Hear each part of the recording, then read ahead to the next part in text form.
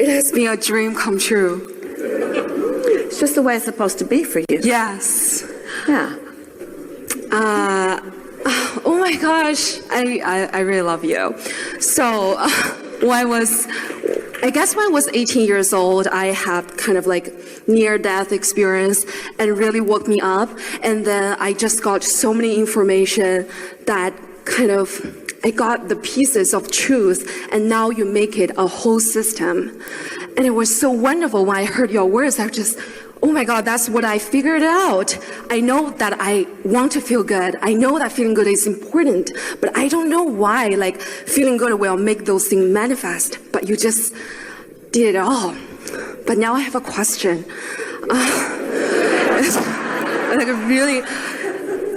You don't believe me, like, I have so many friends, but I couldn't tell anything to them because I know no one understands me. And yeah, because nobody wants to be happy. You really should keep that to yourself. And I just feel like I tell my friend, I have to come here to see you because I feel like you're the only person who understands me. I mean, that is the truth, you know. And whenever I feel sad, my friends, when they feel sad, they all come here to ask me questions. They're like, I know you're gonna tell me how I'm gonna do it because you always give me the perfect answer. But whenever I feel something that I don't know the answer, I will always go to find your DVD, books, things like that. I all turn to you, that I have no one to talk to. And that has always be my dream to sit in front of you. It has always been my dream.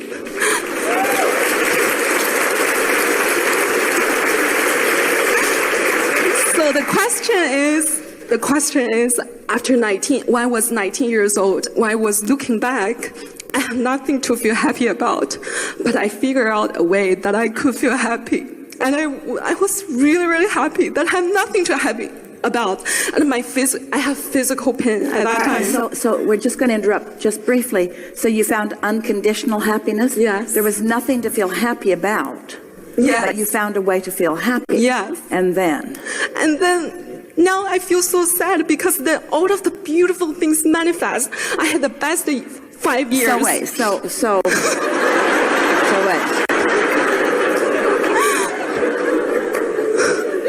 So you look back and you had nothing to feel happy about. Yeah. But you managed to feel happy. Yes. And then you had the best 5 years. And now you feel so sad because? Yeah, because I lost it.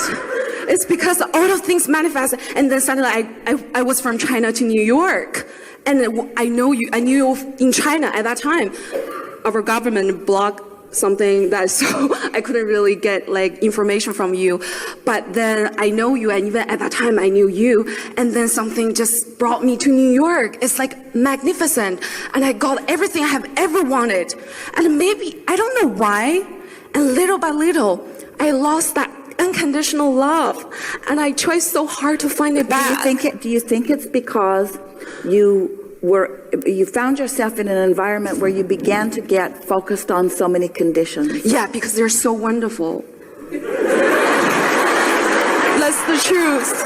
It's like beautiful boys and amazing like places and so wonderful. And later I'm so fearful that I'm going to lose them. So, yeah. Well, we started there today. Yeah. That when things that you really want, this is important. This is a big piece for everybody.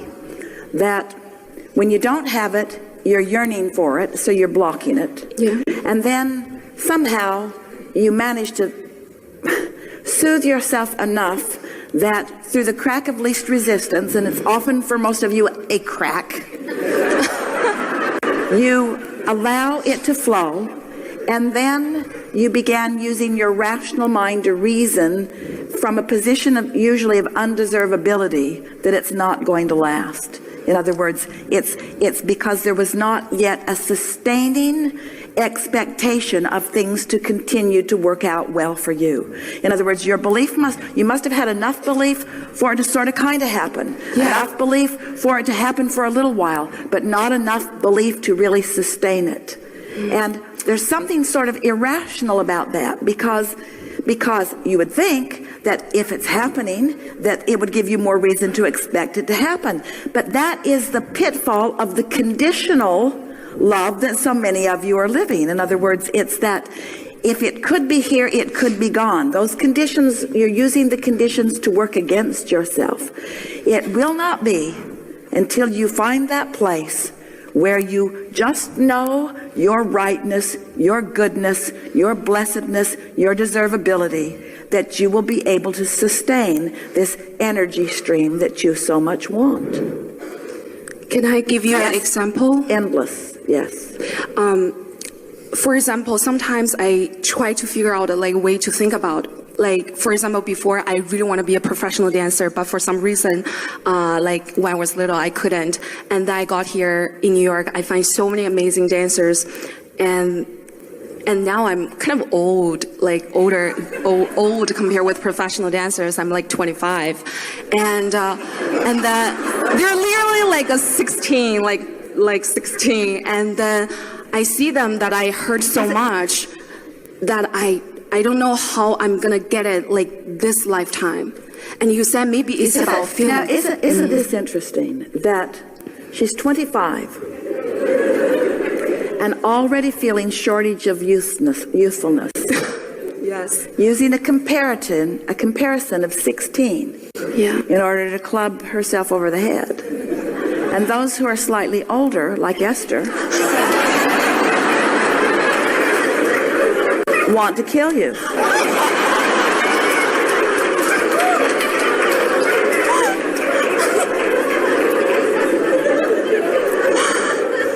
What we're getting at, we get what you mean, because you're talking about in the world of dance and the way it goes, that it's like the athletes who still are at the prime of their life, who they're calling them the old man because he's in his 30s or something. And so, but the point that we want to make back to you is, do you see how humans can take even the best of conditions and use them against themselves? Yes, yes. And that's what's going on. In other words, yes. by looking at something that to most feels so absurd and using it against yourself. So the question is, why do I do that? Why would I not be advocating for my benefit? Why would I not be emphasizing for my benefit? And the reason is because you are in a physical world where so many are making so many comparisons. You live in a very conditionally oriented world, and it isn't working out very well for any of you. And when you are masterful as you are, when you begin to catch the spirit of what your true potential is, you just can't do that in a conditional world. You have to break out of that. You have to massage your thoughts into a way that you feel the energy. In other words, you're in the same way that a sculptor learns to manage the clay, learns the material in which they are working, learns the best material to work with and under the conditions that the best material is moldable and pliable. You are learning to do that with energy. And that's what we've been talking about all day long here today. And the way you learn to mold the energy is by accepting the naturalness of your desires, and then find a way to make your desire feel possible, to make your desire feel good. In other words, you cannot offer a statement such as, I am too old at 25, I have to be 16. So to live my dream in the way that I want to now is not possible. Do you feel the resistance that you are adding to that equation? Yeah. And so you just got to stop doing that. You've got to warm that up. Yeah. And it feels like when you have big dreams, when you have specialized dreams, that then it requires more focus, or then it is more difficult, but it is not. It is as easy to create a castle as a button. Esther just proved that to herself.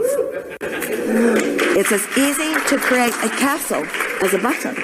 So now I've been trying a long time that I want to find that kind of unconditional love that I was having before when I had nothing to be happy about. But it feels so hard. So start there. So stop saying those words, first of all. But start there by saying, when I had nothing, I found it.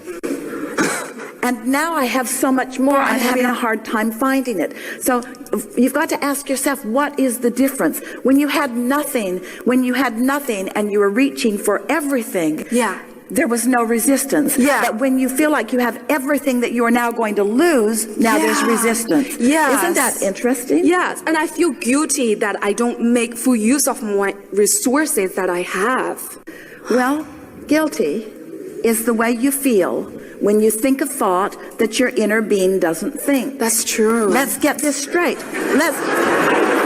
Let's get this straight. Let's talk about what's really happening. Because when any of you say, I feel guilty, you mean when you say that, I should be doing something different. Right. The only thing that you should be doing different is thinking the way your inner being thinks about what you're doing. Yeah. Did you hear that?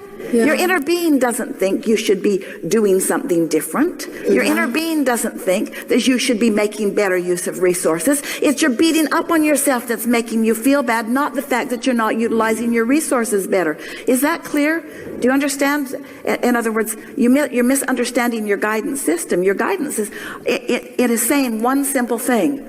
That's not the way we see it. That's not the way we see it. Yeah. When you feel negative emotion, that's what we want. Those are the words we want you to hear. That's not the way we see it. When you say, I'm not good enough, it feels bad. That's not the way we see it. Yeah. When you say, I'm too old and you feel bad, that's not the way we see it.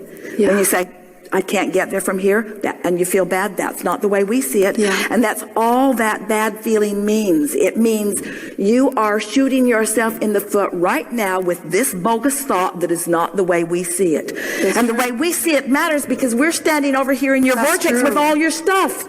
We're over here where it all is. We know how to get it to you. We know the path of least resistance to get it to you. That feeling is just your indication that you're right now got your shield up and you're not letting it in. End of story. That's all. It doesn't mean you should have done something different. It doesn't mean that there's some better thing that you should have been doing. It doesn't mean you've missed your opportunity. It just means right now, in this moment, while this emotion feels bad, right now you're doing it. Right now. It wasn't that you got too old over a period of time. It wasn't that you missed the opportunity in some way. Right now you're doing it. Right now in this moment of emotion. Right now you're doing it. Right now. Yeah. You see, have you ever had friends who got dirt on you? Meaning they had you on something that you did that you shouldn't have done, and they never let you forget it. It just comes up over and over. You still owe me. Remember, you still owe me, they say. We're being playful. Maybe Esther watches too many movies, but it seems that that's the way it is in your environment a lot.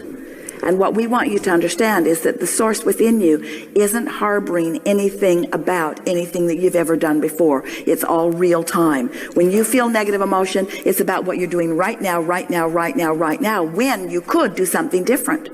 That matters, don't you think? This negative emotion means I could make a better choice right now.